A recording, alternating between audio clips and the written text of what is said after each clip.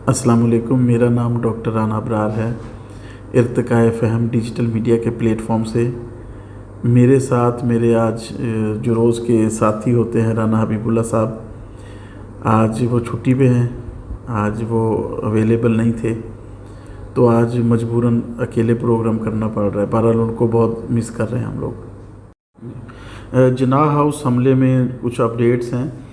ऐसा है कि जिनाह हाउस हमले में सनम जावेद समेत 9 मुल्ज़मान की ज़मानत मंजूर कर ली गई है, जबकि खदीजा शाह और कुछ और मुल्ज़मान हैं जिनकी दरख्वास्त ज़मानत मुस्तरद कर दी गई है। ये केस लाहौर की इंसदाद दहशतगर्दी अदालत ने देखा है। उसमें सनम जावेद और रुबीना जमील समेत 9 मुल्ज़मान की ज़मानत मंजूर करके इन्हें रिहा करने का हुक्म दे दिया, जबकि खदीजा शाह समेत 55 मुल्ज़मान की दरख्वास्त ज़मानत को ख़ारिज कर दिया गया है। इनकी जो ज़मानतें हैं 1-1 लाख रुपए मचलके के इवज़ मंजूर की गई हैं। इनके वकील का कहना था अदालत से कि ये जो मुल्ज़मान हैं बेसिकली इनका कोई कसूर नहीं था, तो अदालत इनको मज़ीद गिरफ़्तारियों से रोके। और मियां नवाज शरीफ साहब हैं, उन्होंने जो पिछले दिनों बयान दिया था कि वो इक़्तिदार में आके जो साबिक़ जर्नैल हैं और सुप्रीम कोर्ट के मुअज़्ज़ज़ जज साहिबान हैं और उनका एहतसाब होगा।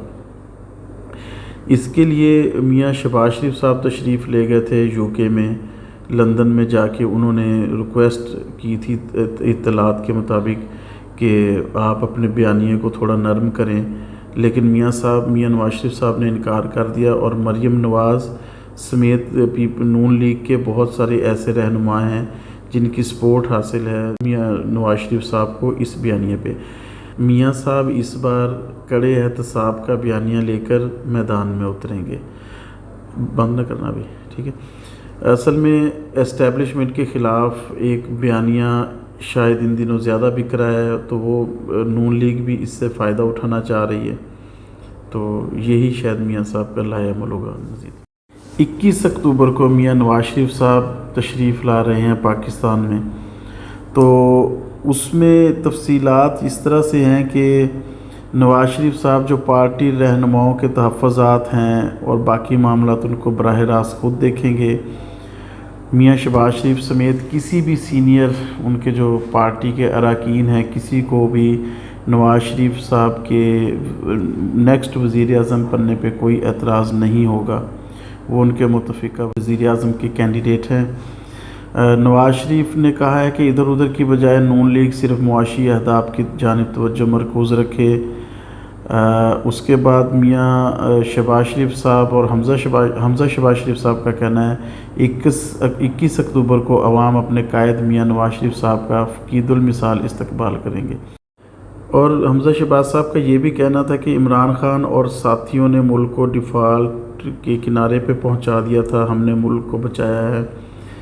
अब देखना ये होगा कि मुल्क की सबसे बड़ी सियासी जमात पाकिस्तान तहरीक इंसाफ, उसके चेयरमैन जेल में हैं, उसके बावजूद उनकी शोहरत जो है उसका ग्राफ बढ़ रहा है। ये शोहरत का ग्राफ एक मुअज़्ज़ज़ सियासतदान का ये कहना था, ये पीडीएम हुकूमत से नफ़रत का एक इजहार है।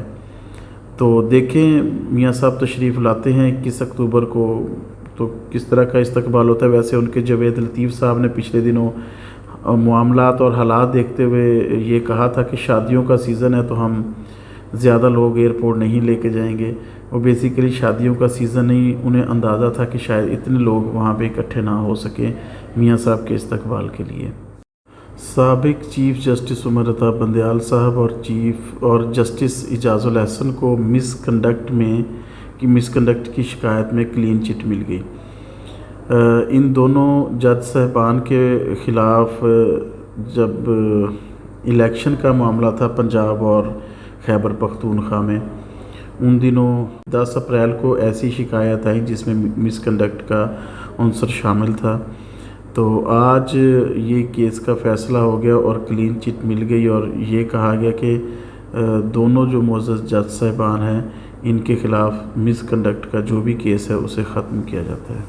निगरान वफाकी वज़ीर गौहर एजाज़ साहब का कहना है कि جو پیٹرول کی قیمت ہے وہ کم ہونے کے چانسز ہیں 1 اکتوبر سے۔ ان کا کہنا تھا کہ کیونکہ ڈالر کی جو قیمت ہے وہ آہستہ آہستہ نیچے آ رہی ہے، اس لیے پیٹرول بھی سستا ہو جائے گا اور پیٹرول کی مصنوعات سستی ہو جائیں گی۔ پیٹرول کی مصنوعات تقریباً 9 سے 10 روپے فی لیٹر کم ہونے کا فی الحال امید کی جا رہی ہے۔ ٹوبہ ٹیک سنگھ کا جو ڈسٹرکٹ ہیڈ کوارٹر ہاسپٹل ہے وہاں پہ مریضوں کے ساتھ رکنے والے لواحقین کے لیے جو 2019 میں کروڑوں روپے کی لاگت سے خوبصورت عمارت تعمیر کی گئی تھی، جس میں تقریباً 100 افراد کے قیام کی گنجائش ہے، 50 مرد اور 50 عورتوں کے لیے۔ اس میں واش رومز ہیں، سیکورٹی کا عملہ ہے اور باقی کھانے پینے کے لحاظ سے جو دیگر ضروریات ہیں ان کے عملے کے لیے جگہیں ہیں۔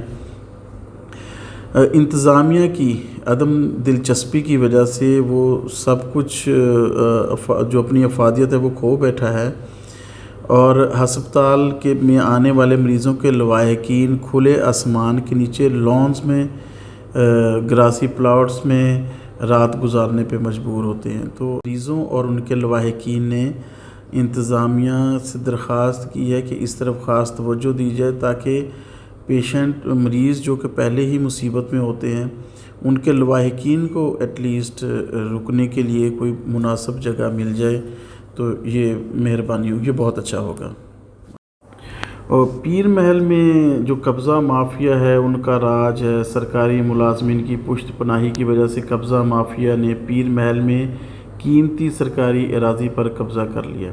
پیر محل کا ایک واٹس ایپ گروپ ہے چھپا جرم، اس پہ یہ نیوز ہیں۔ وہ اصل میں خبر یہ دے رہے ہیں کہ نواحی علاقہ میں پلاٹ سندیلیاں والی روڈ پر قبضہ مافیا نے پنجے گاڑ لیے۔ پیر محل شہریوں کا کمشنر فیصل آباد اور ڈپٹی کمشنر ٹوبہ ٹیک سنگھ سے نوٹس لے کر ذمہ داران کے خلاف فوری کارروائی کا مطالبہ۔